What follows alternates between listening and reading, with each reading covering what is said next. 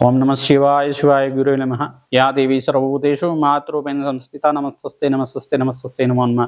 जय गुरु दत्तात्रेयाय नमः। ओम गंगणपते नमः। श्रीमात्रे नमः। मातृभ्यो पितृभ्यो ऋषिभ्यो गुरुभ्यो नमो नमः। యూట్యూబ్ ప్రేక్షకులందరికీ కూడా నమస్కారం అండి।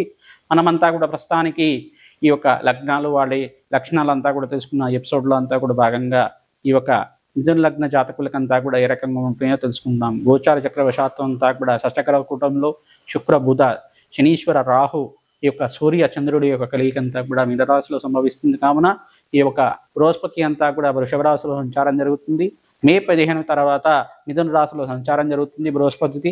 ఈ యొక్క మిథున రాశిలో ప్రస్తుతానికి అయితే కనుక కుజుడంతా కూడా అంగారకుడు మిథున రాశిలో సంచారం జరుగుతున్నారు। కేతు అంతా కూడా ఈ యొక్క కన్యా రాశిలో సంచారం జరుగుతుంది కావున ఈ యొక్క గ్రహచార చక్రం వశాత్తు అంతా కూడా మీకు ఫలితాలంతా కూడా చెప్తూ ఈ యొక్క లగ్నాల యొక్క లక్షణాలంతా కూడా చెప్పడం జరుగుతుంది। మిథున లగ్న జాతకులంతా కూడా మీరు ఏ రాశిలో పుట్టినప్పటికీ కూడా ఈ లగ్నాలు వాళ్ళకంతా కూడా వర్తిస్తుంది। ప్రధానంగా మీరంతా కూడా వ్యక్తిగత జాతకమే ప్రధానంగా ఉంటుంది కావున వ్యక్తిగత జాతకాలు చూపించుకొని పరిహారాలు చేయించుకోగలరు। ఈ యొక్క మిథున లగ్న జాతకుల యొక్క లక్షణాలు చూసుకుంటే కనుక ఈ యొక్క బంధు ప్రీతిగా ఉంటారు, భోజన ప్రియులుగా ఉంటారు, మీరంతా కూడా ఊహాజనంలో అంతా కూడా జీవనం గడుపుతూ ఉంటారు। పరిశోధాత్మకమైన జీవితం, ప్రతి విషయంలో పట్టు వదలకుండా ఉండే విధానం తత్వం అనేది ఉంటుంది। శ్రమతో కూడిన సంపాదన కలుగుతుంది, వ్యాపార లక్షణాలు కలిగి ఉంటారు। నిత్యమంతా కూడా దేవతారాధనలో ఈ యొక్క భక్తి భావంలో ఉంటారు కావున ఈ లక్షణాలు ఏ రకంగా ఉంటాయి। దాన గుణము దయాగుణం అనేది ఉంటుంది, బంధు ప్రీతిగా ఉంటారు, నిత్యమంతా కూడా దైవతారాధనగా ఉంటారు, అల్ప సంతోషులుగా ఉంటారు కావున ఈ లక్షణాలు అనేది చెప్పడం జరుగుతుంది। ప్రధానం మీరంతా కూడా ప్రతినిత్యం విష్ణు సహస్రనామం పఠనం చేసుకోవడం వల్ల ఈ లక్షణాల్లో మీరు అంతా కూడా ఎటువంటి గ్రహదోషాలంతా కూడా తీరి ఆనందమైన జీవితం ఇచ్చడానికి ఆస్కారం ఉంటుంది। మిథున లగ్న జాతకులకి అంతా కూడా శుక్రుడు శనీశ్వరుడు అంతా కూడా మిత్ర రాశులు కావున మీకు అంతా కూడా పరిహారాలు చెప్పడం జరుగుతుంది। ఈ యొక్క నిత్యమంతా కూడా మహాలక్ష్మి ఆరాధన చేసుకోండి। మీరు పచ్చని ఉంగరాన్ని ధరించడం వల్ల వ్యాపారం అంతా కూడా అభివృద్ధి కలుగుతుంది। విద్యలో ఆటంకాలు ఉన్నప్పటికీ కూడా కష్టాల నుంచి బయటపడి ఆనందమైన జీవితం జీవించడానికి ఆస్కారం ఉంటుంది। విద్యావంతులుగా ఉంటారు, ధీరుల్లాగా ఉంటారు, మీరంతా కూడా సాత్వికైన గుణంతో ఉంటారు కావున ఈ యొక్క మిథున లగ్న జాతకులంతా కూడా ఆశాజనకంగా మీకు మంచి జరగాలంటే నిత్యమంతా కూడా మహాలక్ష్మి యొక్క కవచాన్ని పఠనం చేసుకోండి, మంచి జరుగుతుంది। నిత్యమంతా కూడా మహాలక్ష్మి ఆవిర్భావ చరిత్రనంతా కూడా క్షీరసాగర మదనంలో మహాలక్ష్మి దేవి అంతా కూడా ఎట్లా జనించింది, ఈ యొక్క సముద్ర మదనంలో అంతా కూడా ఎట్లా ఆవిర్భావం జరిగింది, ఆ కథనంతా కూడా వినండి, తద్వారా మీకు అష్టలక్ష్మి ప్రాప్తి కలుగుతుంది। ఈ యొక్క ఆనందమైన జీవితం జీవించడానికి నిత్యమంతా కూడా మహాలక్ష్మి ప్రీతికరంగా మీరంతా కూడా వజ్రాన్ని ధరించడం వల్ల మంచి జరుగుతుంది। మీ వ్యక్తిగత జాతకంలో చూపించుకుంటే కనుక పరిహారాలు అనేది చెప్పడం జరుగుతుంది। ప్రస్తుతానికైతే కనుక లగ్నవశాత్తు ఈ పరిహారాలు చేసుకుంటే కనుక ఆనందమైన జీవితం జీవించడానికి గ్రహదోషాలంతా కూడా పోయి మీకు మంచి జరగడానికి ఆస్కారం ఉంటుంది। నలనవలంతా కూడా దానం చేసుకుంటే కనుక ఆనందమైన జీవితం జీవించడానికి శనీశ్వర దోష నివారణార్థం మంచి జరుగుతుంది। మీకంతా కూడా ప్రధానంగా బొబ్బర్లని శుక్రవారం రోజున దానంగా చేస్తూ ఉండాలి।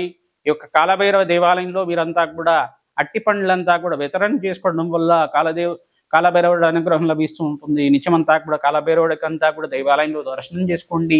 మీకు దగ్గరలో ఉండే శివాలయంలో కానీ కాలభైరవ దేవాలయంలో కానీ దర్శనం చేసుకోవడం వల్ల ఈ యొక్క శునకానికంతా కూడా చపాతీలంతా కూడా చేసి దాంట్లో కొంచెం పదురు పదార్థాలు అంటే బెల్లం లాంటిది ఏమైనా వేసి ఆ శునకాలకంతా కూడా నల్ల కుక్కలకంతా కూడా వితరణగా చేయడం వల్ల ఈ యొక్క కాలభైరవుడి అనుగ్రహం లభిస్తూ ఉంటుంది। మీకు దగ్గరలో ఉండే శునకాలకంతా కూడా అన్నం కానీ లేదంటే ఈ యొక్క శునకాలకి రొట్టెలు కానీ పంచడం వల్ల కూడా మీకు మంచి జరుగుతుంది, తద్వారా కాలభైరవుడి అనుగ్రహం లభిస్తుంది కానీ ఈ పరిహారం చెప్పడం జరుగుతుంది। ఈ యొక్క కాలభైరవుడికంతా కూడా శునకాలకి కుక్కలకంతా కూడా ప్రధానంగా మీరు ఈ యొక్క గారెలు కానీ చపాతీలు కానీ రొట్టెలు కానీ పెట్టడం వల్ల సకల గ్రహ దోషాలు తీరి మీకంతా కూడా మంచి జరుగుతుంది, అప్పుల బాధలు తిరిగిపోతాయి। శ్రీరామ జయ రామ జయ జయ రామ రామ నామాన్ని శ్రీరామచంద్ర స్వామికి ప్రీతికరంగా అంతా కూడా జపం చేసుకోవడం వల్ల 100 నిమిషాలు ఎవరైతే జపం చేసుకుంటారో వాళ్ళ కష్టాల నుంచి బయటపడతారో అప్పుల బాధలు తిరిగిపోతాయి, రుణ బాధలు తిరిగిపోతాయి, మీరు ఆనందమైన జీవితం జీవించడానికి ఆస్కారం ఉంటుంది। కేతు గ్రహం అంతా కూడా ఈ యొక్క యోగకరంగా లేదు కావున మీరంతా కూడా ఉలువల్ని కొంచెం దానం చేసుకుంటే కనుక మంచి జరుగుతుంది। ఈ యొక్క బొబ్బర్ని దానం చేసుకుంటే కనుక రాజకీయ యోగము రాజయోగం కలుగుతుంది, మీకంతా కూడా ఆనందమైన జీవితం జీవించడానికి ఆస్కారం ఉంటుంది కావున ఈ పరిహారం చెప్పడం జరుగుతుంది। మీరంతా కూడా నిత్యం మహాలక్ష్మి యొక్క సహస్రనామాలు చదువుకోండి, తద్వారా మంచి జరుగుతుంది। నిత్యమంతా కూడా ప్రతినిత్యం కూడా మీరు నవగ్రహ శ్లోకాలంతా కూడా ప్రతిజ్ఞం చేసుకోవడం వల్ల, నవగ్రహ దేవాలయంలో నవగ్రహాలకంతా కూడా 11 ప్రదక్షిణాలు చేసుకోవడం వల్ల, రావి చెట్టుకి కూడా 11 ప్రదక్షిణాలు చేసుకోవడం వల్ల, గోమాతకంతా కూడా సేవ చేసుకోవడం వల్ల, పచ్చిక తెలకపెట్టినంతా కూడా పెట్టడం వల్ల మంచి జరుగుతుంది. మీకంతా కూడా వ్యాపారంలో అభివృద్ధి కలుగుతుంది. ఈ యొక్క దత్తాత్రేయ నామస్మరణాన్ని ఆచరించండి. జయ గురు దత్తాత్రేయాయ నమః, శ్రీ గురు దత్తాత్రేయాయ నమః, స్మరణ మాత్రేణ సంతుష్టాయ నమః నామాన్నంతా కూడా జపం చేసుకుంటూ ఉంటారు. సకల గృహ దోషాలు తీరి ఆనందమైన జీవితం జీవించడానికి ఆస్కారం ఉంటుంది. కావున మీరు కష్టాల నుంచి బయటపడి మీకంతా కూడా మంచి జరగాలని చెప్పేసి భావిస్తూ ఈ యొక్క గ్రహ దోషాల నుంచి బయటపడి ఆనందమైన జీవితం జీవిస్తారని చెప్పేసి నీ పరిహారం చెప్పడం జరుగుతుంది. ప్రధానంగా చూసుకుంటే మీ వ్యక్తిగత జాతకాలంతా కూడా చెప్పుకోవడానికి మీ యొక్క date of birth, place of birth, time of birth అంతా కూడా మాకు వాట్సాప్ చేస్తే కనుక మీకంతా కూడా జాతకాలంతా కూడా విశ్లేషణ చేసుకుని మా అపాయింట్మెంట్ తీసుకొని జాతకాలు చెప్పించుకుంటే కనుక వ్యక్తిగత జాతకాల నుంచి దోషాల నుంచి బయటపడి ఆనందమైన జీవితం జీవించడానికి చండీ హోమాది కార్యక్రమాలంతా కూడా చేసి మీకు పరిహారం చెప్పడానికి ఆస్కారం ఉంటుంది. కావున ఈ పరిహారం అంతా కూడా చెప్పడం జరుగుతుంది. ప్రతినిత్యం కూడా దేవతారాధన చేసుకోండి. శివాలయంలో మీరంతా కూడా చెరుకు రసంతో అభిషేకం చేసుకోవడం వల్ల, పుష్పోదకంతో ఈ యొక్క భస్మోదకంతో అభిషేకం చేసుకోవడం వల్ల నిత్యం అంతా కూడా మీకు ఎటువంటి దోషాలు ఉన్నప్పటికీ కూడా ఆనందమైన జీవితం జీవించడానికి ఆస్కారం ఉంటుంది. లక్ష్మీ నరసింహస్వామి వారికి స్వాతి నక్షత్రం రోజున ఆడిచ్చిన పశువుని దానంగా ఇవ్వండి. తద్వారా పశువుతో అభిషేకం చేసుకుంటారు. మీకు మంగళకరమైన జీవితం జీవించడానికి ఆస్కారం ఉంటుంది. శుక్రుడంతా కూడా ఉచ్చస్థానంలో ఉన్నాడు కావున యోగకరంగా ఉంటాడు. ఈ యొక్క 3 గ్రహాలంతా కూడా మీనరాశిలో సంచారం జరుగుతుంది కావున ప్రస్తుతానికి యోగకరంగా ఉన్నప్పటికీ కూడా కొద్దిగా రాహు, సూర్య భగవానుడు, శనీశ్వరుడు అంతా కూడా కలిగిగా ఉంది కావున దోషకరంగా ఉంటుంది. దోషం నుంచి బయటపడి మీరు కష్టాల నుంచి బయటపడడానికి ఆస్కారం ఉంటుంది. కావున కొంచెం 3 నెలలు దాటిన తర్వాత, 4 నెలలు దాటిన తర్వాత కొత్త పెట్టుబడులు పెట్టుకుంటే, నూతన ఇన్వెస్ట్మెంట్లు అంతా కూడా పెట్టుకుంటే మంచి ఆశాజనకంగా వ్యాపారం అంతా కూడా లాభాల్లో గణించడానికి ఆస్కారం ఉంటుంది. కనుక ఈ పరిహారం అంతా కూడా చెప్పడం జరుగుతుంది. శ్రీమాత్రే నమః, శివాయ గురువే నమః, జయ గురు దత్తాత్రేయాయ నమః. శ్రీమాత్రే నమః, జయ గురు దత్తాత్రేయ నమః. ఓం నమః శివాయ, శివాయ గురువే నమః. ఓం గంగణపతే నమః. యా దేవీ సర్వభూతేషు మాతృపేణ సంస్థిత నమస్తస్తే నమస్తస్తే నమస్తస్తే నమో నమః. మాతృభ్యో పితృభ్యో ఋషిభ్యో నమో నమః. యూట్యూబ్ ప్రేక్షకులందరూ కూడా నమస్కారం అండి.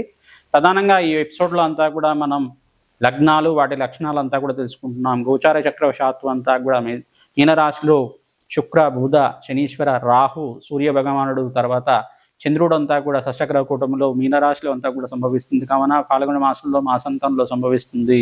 ప్రధానంగా చూసుకుంటే బృహస్పతి వృషభ రాశిలో మరియు మే 15 తర్వాత ఈ యొక్క మిథున రాశిలో సంచారం జరుగుతుంది. కావున ఈ కర్కాటక రాశి, కర్కాటక లగ్న జాతకులకంతా కూడా లక్షణాలు ఏ రకంగా ఉంటాయి, వారి జనజాతకంలో ఉండే దోషాల నుంచి బయటపడి ఆనందమైన జీవితం ఇచ్చడానికి ఆస్కారం ఉంటుందా లేదా అని చెప్పేసి తెలుసుకుందాం. ప్రధానంగా కర్కాటక లగ్న జాతకులంతా కూడా